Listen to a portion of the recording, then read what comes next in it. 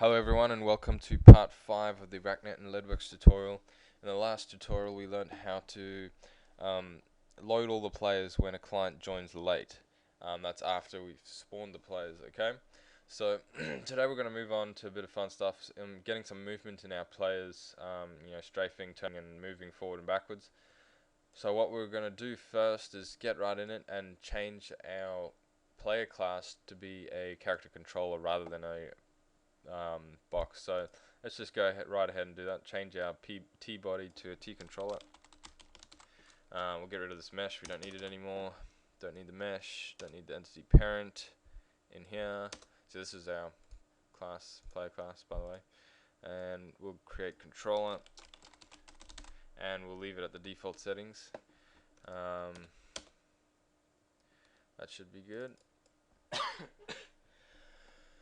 So what we need to do now is we need to add another function. So we're going to go void, and I'm going to call it update player, and within this all the stuff will happen. So update player, yep, that'll do. And we're going to add a few other variables. They're going to be int move, turn, strafe, int move check, turn check, and strafe check. Change that to lowercase, and we're gonna of course write in our function for update player. So player update player. Okay, and here we're going to just call the update controller. Update controller. We're going to put in P-body as our controller, and we're going to put turn, move, strafe in here. And of course, when we're going to set the defaults of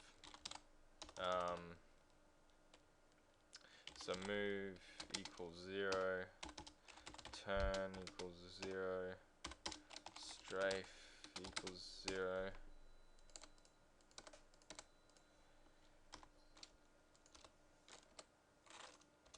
Annoying. And of course move check equals 0, strafe check equals 0, and turn check equals 0. I'll explain what these variables do in a second, but let's just do that to set it up. Alright, so now we need to go to our server, and we need to create a few more things here. We need to make a function, and I'm going to call it update network keyboard. I always see it as a network keyboard because you don't generally want to send every player's position and rotation every single frame. It's better to get more or less the key presses that all the players are pressing, and then just make small adjustments to keep them in sync. Otherwise the network will just get overbogged. So let's go with that. So let's put our update network keyboard function in somewhere, maybe above this. Yeah, let's just do it here.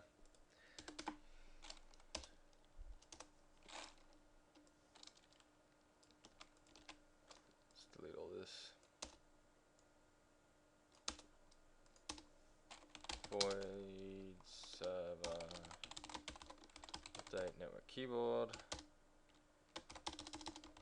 and from there we're just going to, this is where we're going to actually put in all our key presses, but before we do that we want to go to our main file, and we just want to call out every single frame. So server update network keyboard. Alright, let's go back to our server. Now it's time to get dandy. So remember, we don't want to make any movement and unless the player spawned. If the player's not spawned, then it's no good. So we're going to go if play spawned, I think. Spawned. Yes, there it is in the server. Spawned equals true. Then we'll do everything. So we'll start with is just getting the key input. So key down, key W,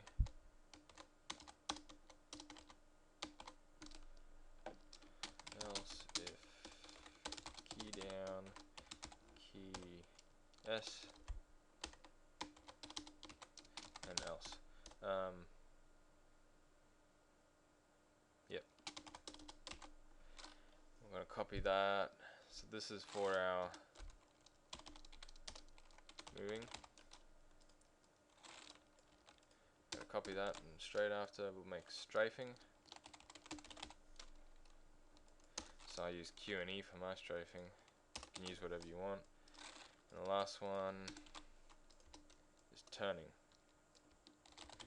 I'm not going to make turning with the mouse just because it's not Leadwerks. This is more to get the networking down, so I'm just going to keep it simple for simplicity's sake. And yeah, so that's that. Now, what we want to do is, remember we made these move, turn, strafe, move, check, turn, strafe, strafe, check, yada yada. We want to actually make them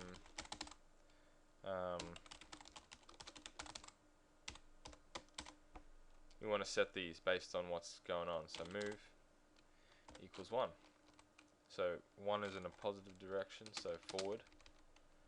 And we do just copy this, really similar for every single one, so that'll be -1. And if we're not pressing anything at all, it'll be 0. Now we do a similar thing for strafing.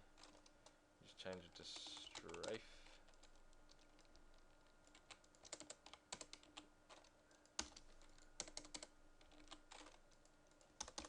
And turning.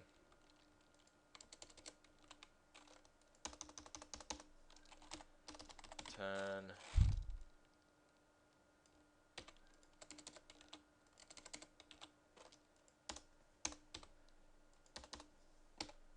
Alright.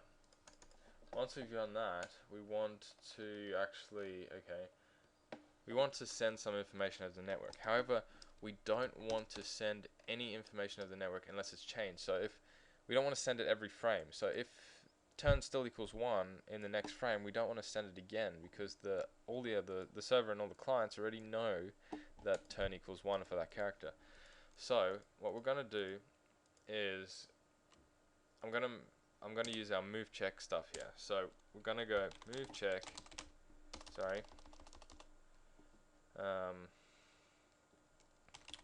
player, control player, move check equals that, equals move. And we'll do the same for strafing and turning, and yeah, strafing and turning. So strafe, see, it gets a bit messy delving into all the other classes like this, but this is just the way I'm doing it for this tutorial, make things quicker. You'll understand the concept of the networking though, that's the important thing. So now if it changes in between here and here, if these values change, they will be different to move, check, and move. So we can use that to figure out if it's been pressed, if it's been changed, or if it's still the same. So what we're going to do here is if move, oh damn it, yeah, this sucks. Player move does not equal move check, then we're going to send some packets. Alright, simple as that. And let's just copy that for strafe and turn as well.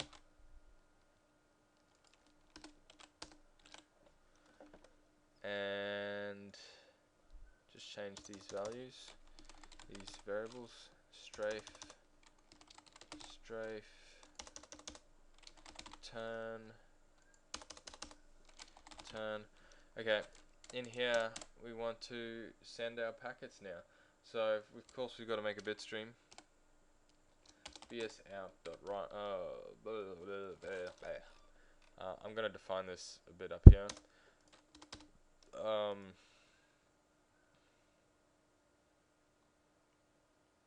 No, I don't need to.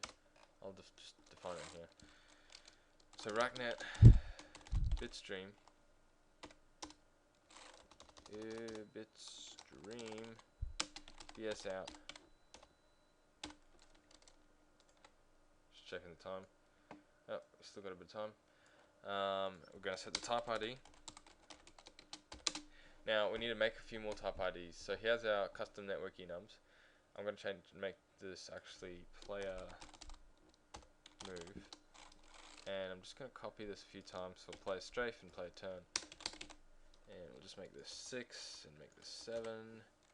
Player strafe, player turn. Now we're ready to go. Where was I? Server. Okay, ID player move.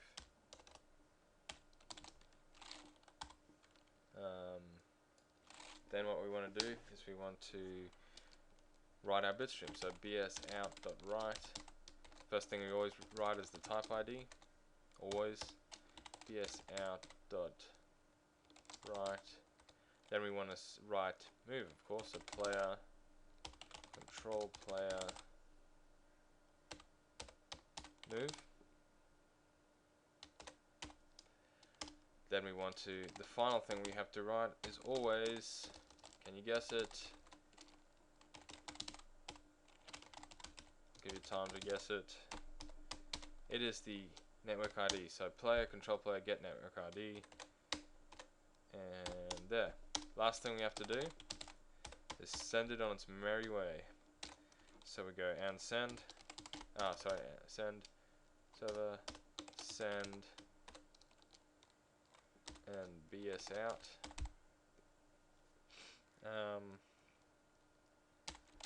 So high priority, reliable ordered, 0 unassigned system address, RakNet unassigned system address.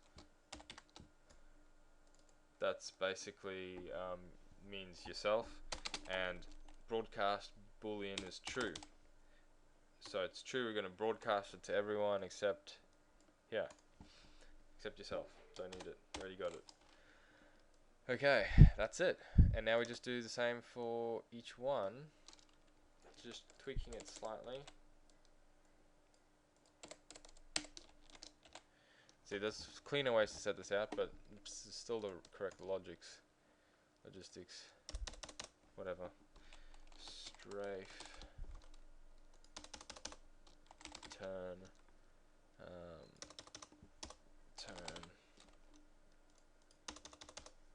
strafe. We're good to go. Okay. And then of course we make these, and then what we have to do is we have to update all the players, because we want to do that every frame anyway. So we might as well, when we update the control player, we might as well update all the players. So let's go for int I equals 0.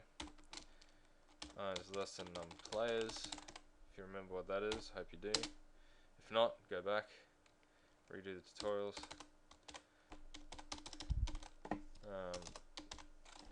And we want to go player I update player. Oops, I pressed insert, I hate that. Update player. Fantastic. So we go to player. So that's all done now. Now we go to player. What happens when we update player? Well, we update the controller with all those values that we've already changed. Excuse me. Having a bit of a sneeze attack there. So that's all good as is. I mean, that's all you need. Let me just type that in.